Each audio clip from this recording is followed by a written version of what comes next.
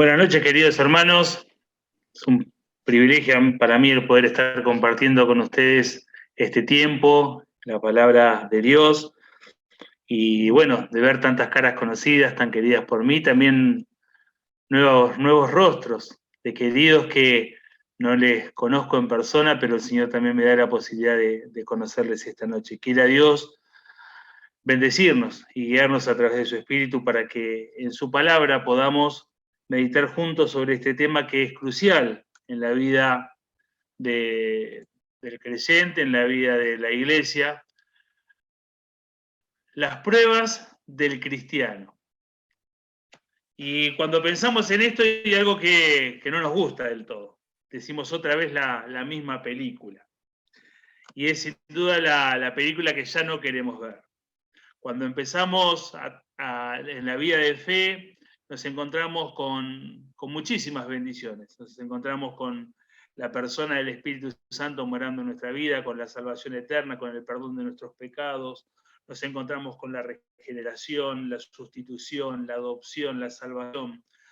Nos encontramos con todas las doctrinas de la salvación. Nos encontramos con un pueblo que es la iglesia, en el cual nos podemos acompañar, contener, ayudar, enseñar, sostener. Y también nos encontramos con las pruebas. Y si todo aquello es bendición, ¿por qué pensar que las pruebas no? Las pruebas son, sin duda, una bendición y esto es lo que vamos a tratar de poder compartir. Lo que sucede es que desde nuestra perspectiva humana muchas veces nos genera dolor, angustia, y eso nos inquieta un poco. Pero como todo lo que viene de parte de Dios es bendición para nuestra vida, así también lo son las pruebas y eso vamos a tratar de mostrar en esta noche rápidamente.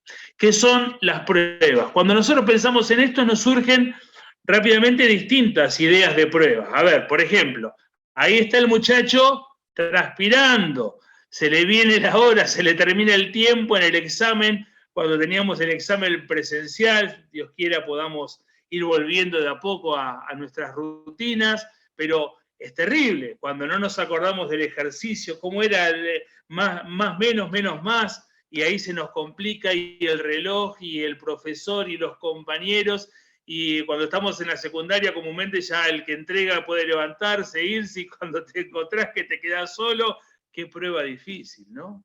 Qué situación adversa. Hay distintos tipos de pruebas a los que estamos acostumbrados ya naturalmente en nuestra vida. Esta es una prueba conocida, una prueba conocida, que nos habla de algo que es sin duda maravilloso, que es la posibilidad de la vida, de gestar la vida. Cuánta incertidumbre, cuántos interrogantes, cuántas ansiedades cuando en los matrimonios llega el momento de hacer esta prueba, que sin duda es de bendición también.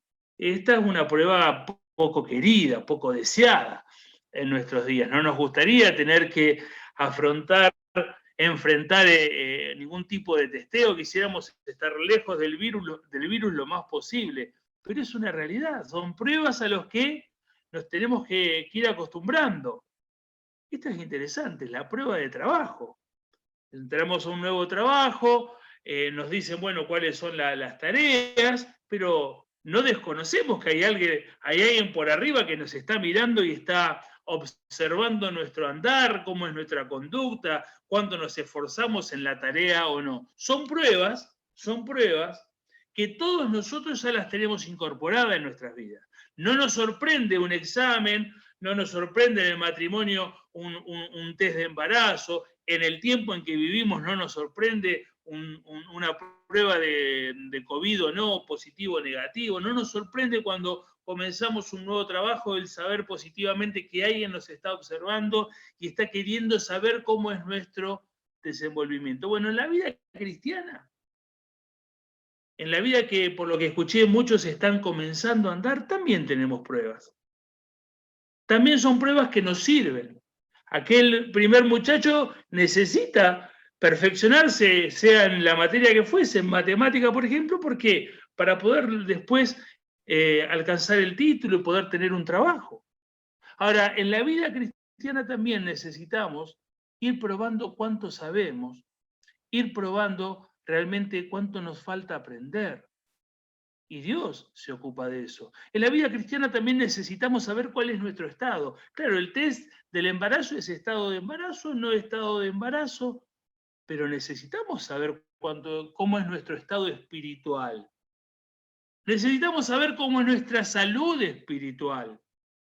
Si estamos bien arraigados y fundamentados en la palabra de Dios. ¿Y cómo no nos vamos a pretender de que Dios y los hermanos nos observen a la hora de encarar un servicio, un trabajo en la iglesia? Siempre estamos sometidos a prueba.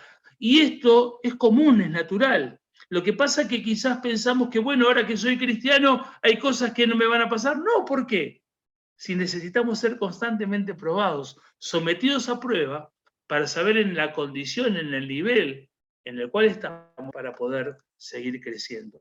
Principios escriturales sobre las pruebas. Rápidamente vamos a ver algunos versículos. Jeremías 29:11 dice, porque yo sé, dice el Señor, los pensamientos que tengo acerca de vosotros, dice Jehová, pensamientos de paz y no de mal, para daros el fin que esperáis. El primer punto que hay que destacar es que nosotros tenemos un Dios de amor, un Dios que nos ama y tanto nos ama que ha dado a su Hijo Jesucristo para que Él, muriendo en la cruz del Calvario, pudiese darnos el medio a través del cual nosotros podamos llegar a Dios, podamos llegar a la salvación de nuestras almas, al perdón de los pecados y a la vida eterna. Ese Dios que nos dio a su Hijo Jesucristo, obviamente nos ama. Y ese Dios tiene planes perfectos para tu vida y para mi vida. Entonces, el primer pensamiento que tenemos que tener es que Dios me ama, es que Dios quiere lo mejor para nosotros y que lo que Dios está planeando es lo mejor que me puede suceder. 1 Corintios 10:13 dice, no os ha sobrevenido ninguna tentación. Cuando nosotros vamos a las escrituras y a los distintos idiomas en que las escrituras se escribieron hace muchísimos años, encontramos que la palabra tentación y prueba es similar en el original. Por eso dice la escritura que no nos ha sobrevenido ninguna tentación, también podemos decir prueba, que no sea humana, porque fiel es Dios que no nos dejará ser tentados o probados más de lo que podéis resistir, sino que dará también juntamente con la tentación y la prueba la salida para que podáis soportar. Fijémonos entonces, Jeremías nos dice que el plan de Dios es perfecto porque es un plan de amor. Y Pablo nos dice en la carta a los Corintios que ese plan perfecto, ese plan de amor, contiene siempre un salvoconducto. ¿Cuál es? El que Dios no nos va a dejar ni ser tentados, ni ser probados, más allá de lo que podamos soportar. ¿Y cómo sabe Dios lo que yo sé soportar? Porque Él me creó, porque Él me formó, y porque Él conoce mi salida y mi entrada, dice el salmista. O sea que Dios conoce tu límite y mi límite. Dios quiere un plan perfecto, bueno, saludable para tu vida, y Él sabe cuáles son tus límites. Es como cuando entrenamos. Nosotros sabemos nuestro límite, pero siempre queremos ir un poco más. ¿Para qué? Para avanzar, para crecer en el ejercicio que estamos haciendo. Bueno, Dios conoce tu límite y mi límite, pero sabe que si Él va trabajando en tu vida y en mi vida, ese límite se va a ir extendiendo. ¿Por qué? Porque vamos creciendo, porque vamos madurando. Dice Romanos capítulo 8, versículo 28, algo que nos da muchísima paz. Y sabemos que a los que aman a Dios, todas las cosas les ayudan a bien. Esto es a los que conforme a su propósito son llamados. O sea que los planes de Dios son perfectos, son para nuestro bien. No nos va a probar más allá de lo que podamos resistir. Y sabemos, tenemos la certeza, la convicción de que todo aquello que Dios permite es para bien, es para nuestro crecimiento, es para nuestra bendición espiritual. Principios escriturales sobre las pruebas. Bien, principios generales sobre las pruebas. En primer lugar, todos somos distintos. ¿En qué sentido? Todos somos hijos de Dios. Si alguno no es hijo de Dios y está en esta noche presente, yo te animo, querido, querida, a que en la intimidad de tu corazón puedas buscar a Dios, puedas reconocerte pecador, puedas clamar al Señor y pedirle perdón por tus pecados, pedirle a Dios que la sangre de Cristo limpie tus pecados, pedirle al Señor que sea tu Señor y Salvador. Pero bien, seguramente Mario nos va a ampliar estos conceptos más al final. lo que queremos decir es que todos somos distintos. Todos hemos sido salvos por Dios, aquellos que hemos creído en Cristo Jesús, pero todos somos distintos. Todos tenemos características distintas, una idiosincrasia distinta, una formación, una educación, hasta una posición social o de estudio o de intelecto. Todos somos distintos. Y partiendo de esta base de que todos somos distintos, todos tenemos, ¿qué cosa? Distintas necesidades. Puede ser que Dios necesite trabajar en mí la paciencia, porque soy un tanto impaciente. Puede ser que Dios necesite trabajar en mi esposa la confianza, porque se desanima, porque deja de confiar, de esperar en el Señor. Puede que en algún otro pueda Dios, la necesidad Dios de trabajar en el orgullo. En el orgullo, en cualquier otra circunstancia que Dios quiera trabajar en nuestra vida. Todos somos distintos, dijimos, y todos tenemos distintas necesidades. Entonces, hay algo maravilloso. Dios puede enseñar distintos principios a distintas personas con una misma prueba. Con una misma prueba. Volvemos a la anterior. Un accidente en la familia. ¡Qué lío! ¡Qué lío! Y ahora hay que estar internado 20 días. Ay, a mí me va a servir para ejercitar mi paciencia. Sí, sí. Y a mi señora le va a servir, ¿saben qué? Para confiar más en Dios, para depender más de Dios, porque ese familiar que tuvo el accidente está sufriendo y hay que confiar en Dios. Y quizás para ese familiar que es orgulloso, que a mí nunca me va a pasar nada, que yo sé lo que hago, Dios puede trabajar en el orgullo. Miren qué práctico que es Dios. En un mismo hecho, en un mismo acto, puede ayudarnos, bendecirnos, enseñarnos, hacernos crecer, madurar a todos. Ese es el Dios extraordinario que tenemos, que tiene esa capacidad entre tantísimas otras. Dios tiene propósitos individuales para cada uno. De la misma manera que Dios, a través de un mismo acto, una misma prueba, puede enseñar distintas cosas a distintas personas, Dios no deja de tener un propósito individual para cada uno de nosotros. Y cuando decimos cada uno de nosotros, esto es literal. Para cada uno de nosotros, Dios tiene preparado un plan, un diseño de vida, que lo hizo desde antes de la fundación del mundo, preparó cosas, obras de antemano, para que vos y yo pudiésemos transitar en ella. Dios tiene un camino preparado para tu vida. Y cuando vos en la dependencia, en la confianza en Dios, te alineás a ese camino que Dios ya preparó, tu vida realmente va a ser una vida extraordinaria, maravillosa, porque Dios preparó un camino que vos lo encontraste y lo empezás a transitar. Y es para vos, y solo para vos. Dios tiene esa capacidad. Principios generales sobre las pruebas. Entonces, todos somos distintos y como somos distintos necesitamos que Dios nos haga madurar en distintos aspectos. Tiene Dios la capacidad de, con un mismo hecho, una misma acción, impartir enseñanzas a distintas personas. Y no tenemos que olvidar nunca que Dios tiene un plan, un propósito individual para cada uno. Las pruebas en general. ¿Cuál es el principio? Y también vamos a preguntarnos cuál es su sentido en la vida. ¿Cuál es el principio? Vamos a un pasaje, Santiago, capítulo 1, versículo 2 al 4, dice: hermanos míos, tened por sumo gozo cuando os halléis en diversas pruebas. Fíjense lo que dice, sumo gozo. Un gozo profundo es más que una alegría. La alegría muchas veces es algo momentáneo. El gozo es una experiencia permanente. Tened por sumo gozo cuando os halléis en diversas pruebas. Pero este muchacho no está muy bien. ¿Cómo cuando el Señor permite una prueba, un accidente, una crisis económica, una pérdida de trabajo, una enfermedad, un conflicto familiar, ¿cómo voy a estar con gozo? Sabiendo que la prueba de vuestra fe produce paciencia. Mas tenga la paciencia su obra completa para que seáis perfectos y cabales sin que os falte cosa alguna. ¿Vos no quisieras que en tu vida espiritual esté realmente completo sin que te falte cosa alguna. ¿No te gustaría eso para tu vida espiritual?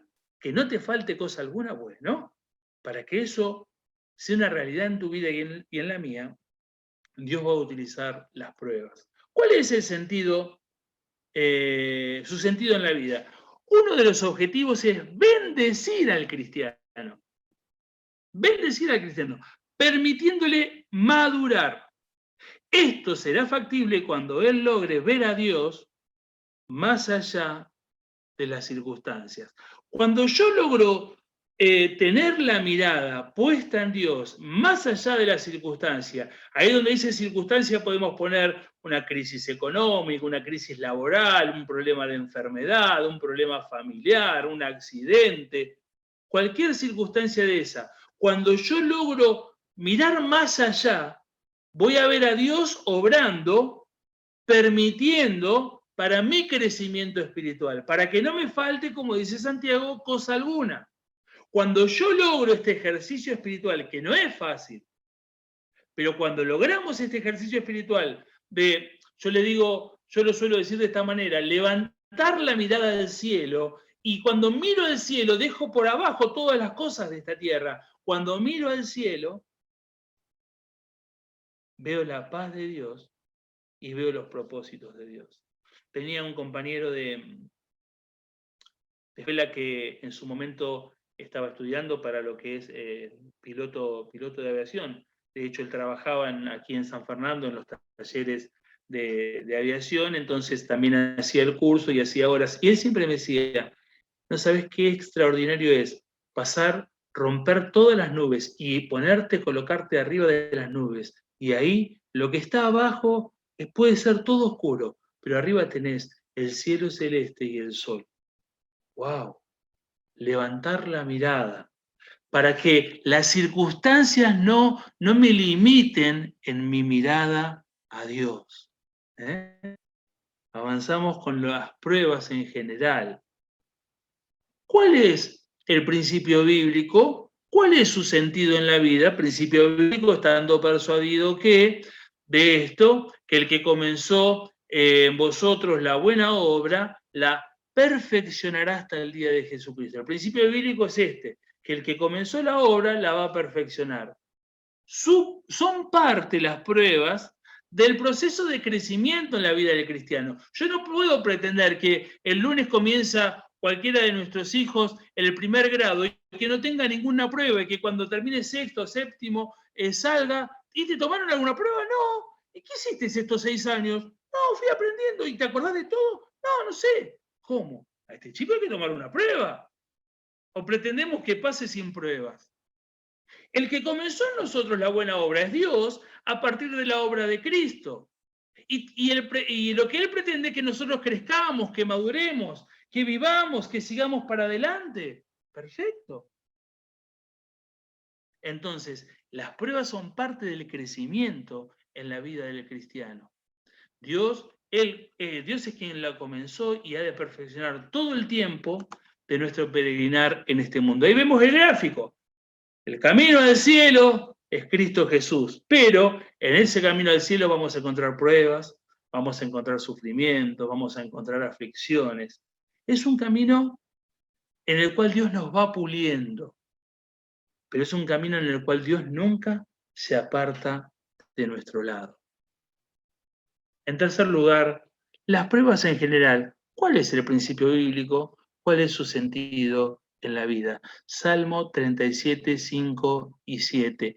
Encomienda a Jehová tu camino y confía en él y él hará. Guarda silencio ante Jehová y espera en él. ¿Cuál es el principio bíblico? Otro de los objetivos es fortalecer la dependencia y confianza del cristiano en Dios. Cuando mi vida de fe, de confianza en Dios titubea, Dios muchas veces permite una prueba. ¿Para qué? Para que mi vida de fe sea fortalecida, para mí que mi confianza, mi dependencia en el Señor sea fortalecida.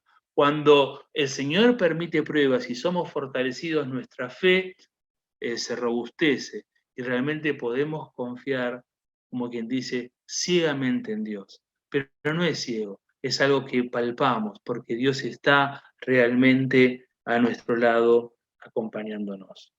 Las pruebas específicamente pueden ser ahora ya no vamos a lo general, ahora vamos a decir, bueno, analicemos una prueba puntual. Esas pruebas específicamente pueden ser, en primer lugar, de carácter instructivo, como la experiencia de Job. Hermanos, no podemos leer por amor al tiempo todos los pasajes. El que no conoce la historia de Job lo puede buscar en el libro, pero rápidamente era un hombre muy rico, era un hombre que tenía muchas posesiones, una familia muy grande, y de repente sucedieron un montón de pruebas en las que perdió todos sus bienes, le robaron parte de sus bienes y también trágicamente murieron todos sus hijos. Quedó solo él con su esposa y él también contrajo una enfermedad que lo hacía padecer mucho. Entonces, aquel Job, y recorre la historia todo el libro, habla de por qué el hombre sufre, por qué aquel hombre que era un fiel hombre de Dios tenía que sufrir. Y al final del pasaje podemos encontrar una expresión que nos habla de que de oídas te había oído, él le dice a Dios, pero ahora mis ojos te ven. De oídas te había oído, pero ahora mis ojos te ven. Él tenía un conocimiento superficial de Dios. Si bien era un hombre fiel, había cosas de Dios que no había logrado comprender. Pero el atravesar diferentes pruebas dolorosas, el padecer diferentes sufrimientos a causa de estas pruebas, lo hizo tener una mirada más clara, más objetiva de Dios. Pasó de un conocimiento superficial a un conocimiento profundo de Dios. Por eso hablamos de que es un carácter de carácter instructivo. Dios lo instruyó, Dios le enseñó, Dios le hizo aprender a través de una prueba. Y decimos al final que es una instrucción que multiplica porque Dios le dio mucho más abundantemente de lo que había tenido. O sea que Dios, en medio de la prueba, o para que esa prueba se llevara a cabo, le quitó gran parte de lo que tenía. Podemos decir que le quitó todo menos la vida. Pero también, finalmente, cuando él comprendió, cuando él entendió, Dios le dio todo y mucho más abundante. Fue de carácter instructivo. Y cuando estés pasando por una prueba, tenés que preguntarte, ¿qué me querrá enseñar Dios? ¿Qué me querrá enseñar Dios?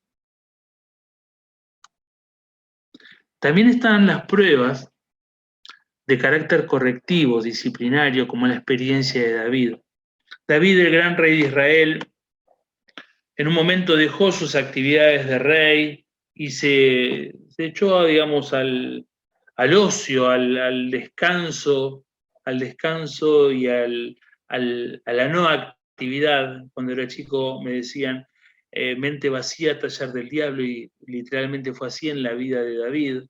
Vio a una mujer, la codició, estuvo con ella, quiso engañar al marido, terminó matando al marido, y aquella relación íntima que tuvo con aquella mujer, aquel adulterio, de aquel adulterio también nació un hijo.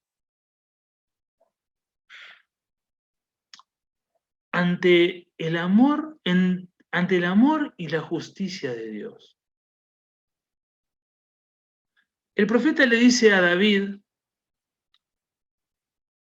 cuando David reconoce su pecado, no morirás.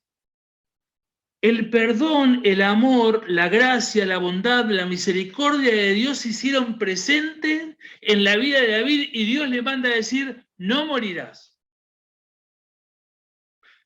Pero el niño sí.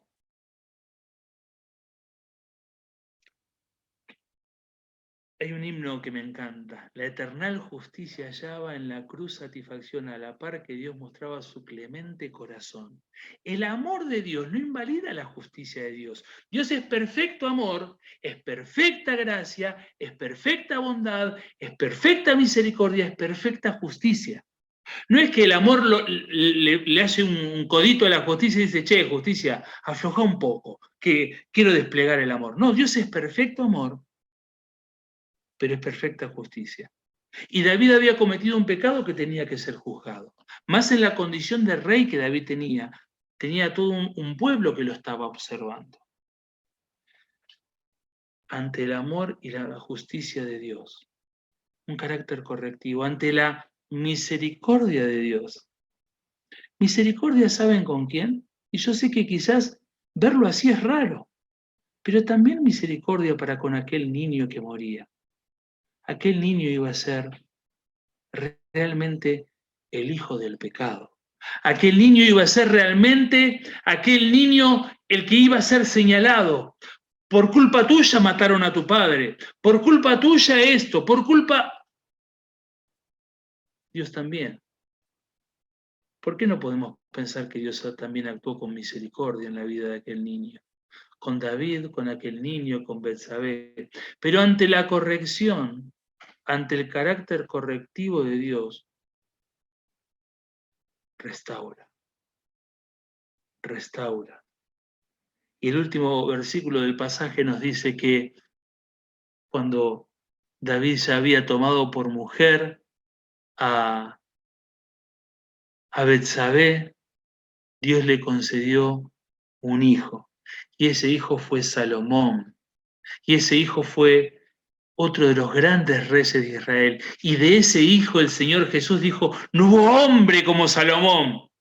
Dios restaura. Dios corrige, pero Dios restaura. Dios instruye y multiplica. Dios corrige y Dios restaura. Y lo restauró en lo íntimo, restauró su hogar. Y al capítulo siguiente fue y conquistó Rabá.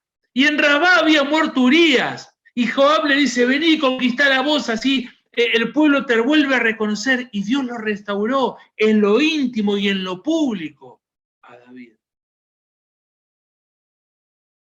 ¿Qué prueba estás pasando?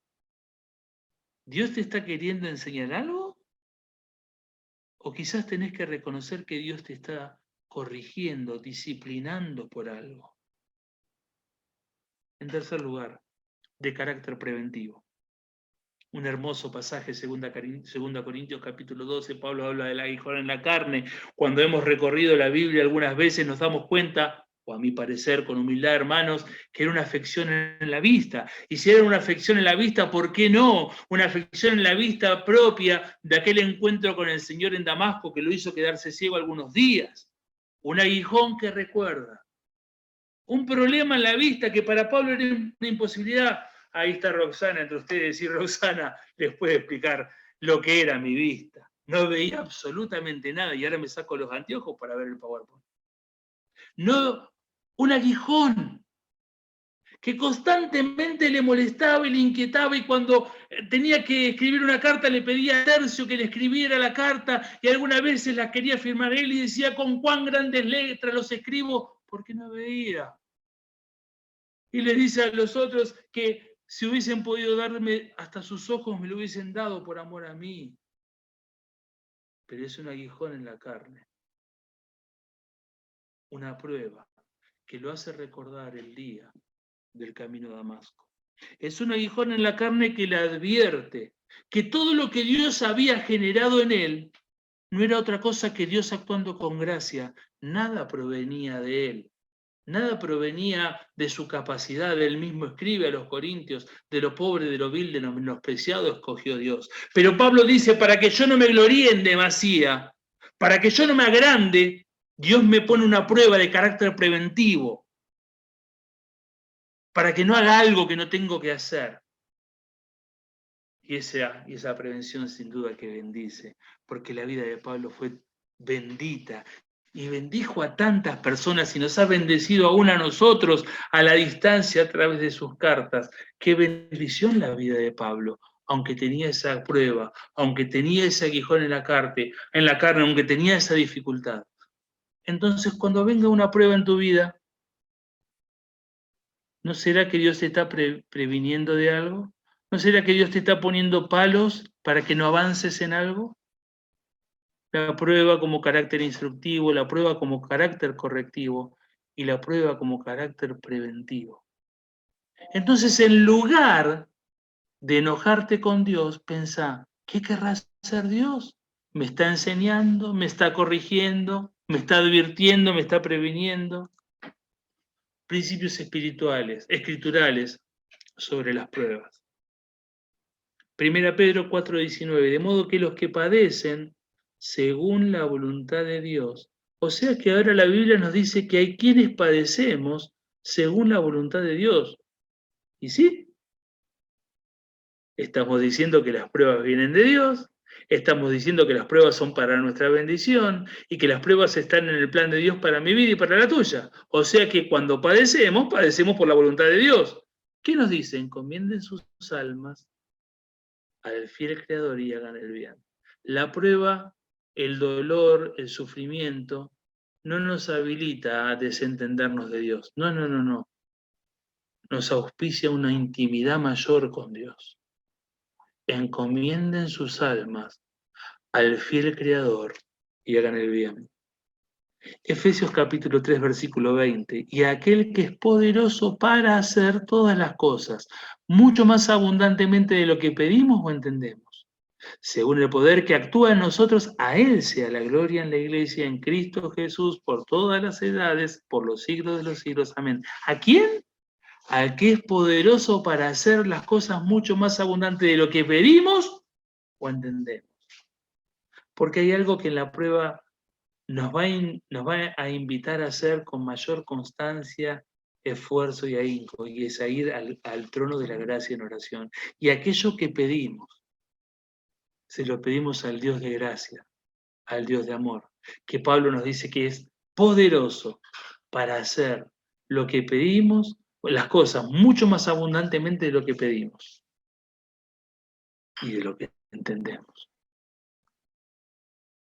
El salmista dice, aunque afligido yo y necesitado, Jehová pensará en mí. Mi ayuda y mi libertador eres tú, Dios mío, no te tardes. El salmista nos dice que Dios es tan grande, tan inmenso, pero tiene un espacio para pensar exclusivamente en mí. Y otro espacio para pensar exclusivamente en vos. Te conoce, piensa en vos, diseña un plan para que crezcas y ese plan indefectiblemente contiene pruebas. Ya dijimos, no podemos pasar de primero a sexto grado sin una prueba. Tenemos que atravesar las pruebas. Ese plan tiene preparado pruebas, pero Él es quien nos ayuda, Él es nuestro libertador. Y tenemos la confianza para decirle, Dios mío, no te tardes en tu ayuda, no te tardes en la salida. Cuando tenemos una prueba, ¿cuál es el objetivo? Que aprobemos. Y cuando aprobamos, crecemos. Y cuando crecemos, maduramos. Y cuando maduramos, estamos capacitados para acompañar a otros en el proceso de la prueba. Para terminar, dice 2 Corintios capítulo 1, versículo 3 al 7. Bendito sea el Dios y Padre de nuestro Señor Jesucristo. Padre de misericordia y de qué? Y de toda consolación, el cual nos consuela en todas nuestras pruebas, tribulaciones, angustias, dolores, para que podamos también nosotros consolar a los que están en cualquier tribulación por medio de la consolación con que nosotros somos consolados por Dios. Porque de la manera que abundan en nosotros las aflicciones en Cristo, así abunda también por el mismo Cristo nuestra consolación. Pero si somos atribulados, es para nuestra consolación y salvación. O si somos consolados, es para vuestra consolación y salvación, la cual se opera en el sufrir las mismas aflicciones que nosotros también padecemos. Y nuestra esperanza respecto de vosotros es firme, pues sabemos que así como sois compañeros en las aflicciones, también lo sois en la consolación. Querido, querida, cuando hayas pasado la prueba, no solo habrás madurado, no solo habrás crecido, sino que también te habrás capacitado para acompañar a nuestro hermano, a nuestra hermana que está pasando hoy por una prueba. Y él, ella, te va a escuchar tu consejo, tu palabra de aliento, con una mayor percepción, con una mayor credulidad. ¿Por qué? Porque sabe de que vos pasaste por una circunstancia y has salido victorioso y fortalecido. Una de las razones por las que Dios permite pruebas en nuestra vida es para prepararnos, para que podamos ayudar y consolar a otros cuando atraviesen sus propias pruebas. Queridos, Dios nos bendiga.